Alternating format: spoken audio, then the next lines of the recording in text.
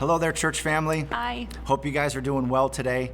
We wanted to come to you and provide an update to answer some of the questions that we've received from many of you, wondering whether or not we are going to reopen in light of the recent Supreme Court ruling that was issued last week. I'm sure most of you have heard, but the Supreme Court effectively gutted Governor Cuomo's 10 and 25 person max restriction for houses of worship. Now, people have thought, yay, we can now gather again with no restrictions. That's not exactly what that means. I spoke a few days ago with the executive director for New Yorkers for Constitutional Freedom, who helped walk me through the nuance of that decision and its implication on churches deciding whether or not they should reopen. What that ruling did not do is remove the state's ability to still impose restrictions on houses of worship during times of crisis. What is still in effect are the percentage restrictions for the different cluster zones. For yellow, it's 50% capacity restriction. For orange zones, it's 33%. And for yellow, or for red, it's 25%. So if we wanted to open our doors, we would be able to do so at 33% of our capacity, since we are in an orange zone right now. For us, we have a capacity of 300 people in this auditorium, which means we would be able to accommodate 100 people, which is 50 less than what we were operating at before we went into the orange zone. So are we going to be open? Yes, but no, and I'll explain more in just a moment, but I know Kelly wanted to share some things with you first.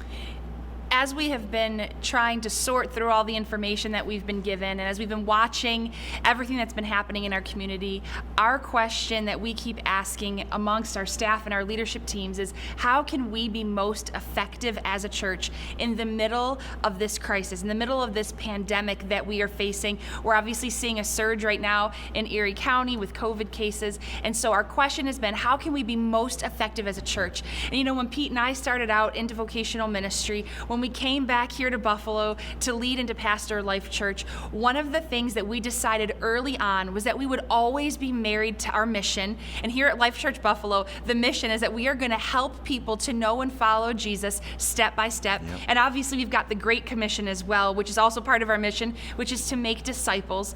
And so we are married to our mission, but we are not married to our methods. And church, Sunday mornings and how we've designed Sunday mornings is part of our method. It's part of how we've been helping people to know and follow Jesus step by step. But during this time, our methods have to change because what's happening around us is changing. The needs of our community are changing. So during this time, as we've been making decisions, we've been factoring in the needs of our community, the needs of our people, and also staying true to our mission. So all of the decisions that we've made have really flown out of that. Yep.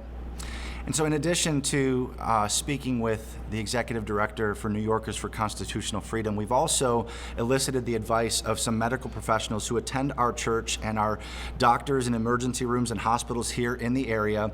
And their input has provided an interesting perspective for us as we have met and discussed on whether or not we should reopen. We know that the governor says we shouldn't be meeting. We know that the Supreme Court says we can meet, albeit at a limited capacity. But healthcare professionals are asking us not to. And here's why. Because what we're hearing about in the news is a reality. There's a very real warning that needs to be heard by our community. We are seeing an alarming surge in not only positive test cases of COVID, but also in hospitalizations. And this thing isn't showing any signs of slowing down. And the doctors that we've spoken to said it's not a matter of if, it's a matter of when. They will run out of beds and they won't be able to provide the adequate medical care and attention to people who need it, not only for COVID, but other trauma that is admitted to the hospital as well. And so we're not trying to be reckless or irresponsible in deciding to open our doors. We want to be a part of the solution, not a part of the problem, because they're saying that they're asking the community to not engage in behaviors that is potentially risky in spreading the virus. And so here's where we've landed as a team. Here's our decision. Even though we would be allowed to open with 100 seats, we're going to make 75 seats available for the people who really feel like they need to be in church. But we're asking that the majority of you continue to watch from the safety and comfort of your own home. especially if you're in one of those risk factors that have been talked about so much over the last 9 months. If you're immunocompromised or have diabetes or any of those things, if you're elderly, have hypertension, please stay home and watch from your computer or from your smart TV. Even if you're not in one of those risk factors, but you're spiritually stable and you're in a good place, please continue to watch from home. That's why we provide an excellent online experience for you. However, if you're someone who is spiritually struggling, if you're in a dark place, if you're losing hope and feeling hopeless, that's what the church is intended to be. And that's why we are deciding to keep 75 seats available for people who feel like the only thing that will help them right now is to come into a place like this that's positive and uplifting and encouraging and experience the presence of God that happens when people of faith gather together corporately. God inhabits the praises of his people. And I have a strong conviction about churches remaining open in times like this, in the same way that we would never close a hospital from people being able to receive the medical attention that they need. We should never close a church from being able to provide the spiritual and emotional assistance and support that people need, because at the same time COVID cases are rising, so are suicide attempts, so is depression. And so there are some very real things that people need, the life-giving message of Jesus, and sometimes being in this environment is what enables them to do that. And so 75 seats that you'll need to register for in one experience at 10 a.m. And because we're only doing one service, we're not going to offer Kids Life at all. Pastor Beth didn't want to prevent her Kids Life volunteers that need to come to church from being able to do so just because they were serving. And so there will be no Kids Life, one service, 10 o'clock, and the mandate of masks is going to be enforced. We're going to ask that everyone who attends church keep their mask on the entire time they're in the building. We need to adhere to the same protocols and mandates that all other businesses are being asked to adhere to in order to keep their doors open. And so if you feel like you can't or you don't want to abide by that, we're just going to ask you to please stay at home. But we're going to practice what Paul tells us to do and outdo one another in showing honor and preferring other people above ourselves, because there are people who are legitimately afraid right now of this virus. And even if it wasn't for their own safety, maybe they have family members at home that are at risk if they contract it. And if us putting a mask on enables us to provide a safe space for them to come and worship, then we're going to do just that. So I hope you understand. Yeah, think about Sunday mornings for right now kind of being like the spiritual ER for our community. Yes. We want you in times of need to be able to come here. If you have friends or family members or neighbors, coworkers that are struggling and you know that they're headed toward depression, or maybe they're grieving the loss of a loved one and they don't have a place to be able to process that. This is the place for them to be able to come on a Sunday morning to experience the presence of the Lord. So thank you guys for understanding. Every decision that we've arrived at has been very intentional.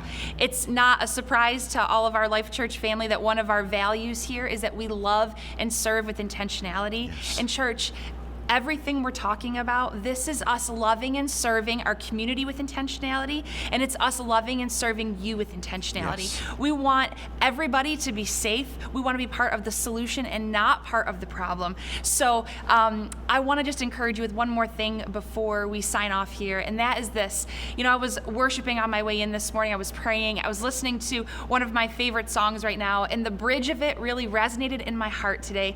And the bridge, it was a prayer, and it said this. It said, "Shake up the ground of all my tradition, break down the walls of all my religion. Lord, your ways are better." Church, we are in times right now where our tradition is being shaken up, where our religion is being challenged, where everything that we thought we knew about what it meant to gather and to practice out and walk out our faith, it's all being challenged right now. And I want to tell you this, it's okay.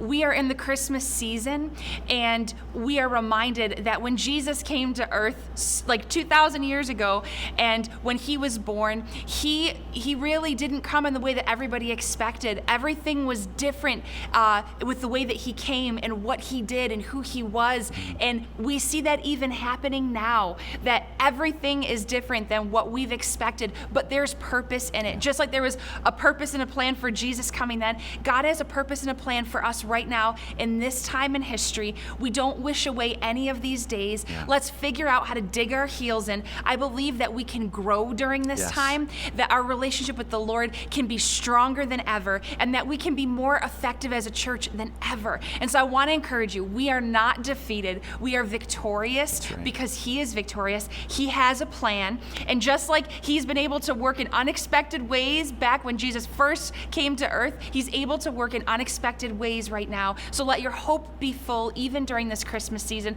Church, we love you so much. Yes. And we will continue to love and serve you with intentionality as we continue to love and serve our community. That's right. So I hope you hear our hearts in this. We care very much and prioritize your physical health and safety, but also want to remain open for people who have needs spiritually and emotionally. We want to be a beacon of hope for people who are broken and hurting. So church, we love you so much. Can't wait to be with you this weekend, whether it's virtually or in person. We're starting a brand new series as we head into the Christmas season called Waymaker. We're going to celebrate life change this Sunday and be able to share with you that people are still getting baptized. God is still transforming and changing lives, even in the midst of this pandemic. And I can't wait to celebrate with you those who are going public with their faith by getting baptized. It's going to be a great Sunday. I look forward to sharing God's word with you. In the meantime, be encouraged. Know that Jesus said, don't be surprised when you face trials and troubles of many kinds. In this world, you will have trouble, but be of good cheer, for I have overcome the world. Let your hope remain in him. Stay encouraged, church. We love you so much, and we'll see you soon. Love you.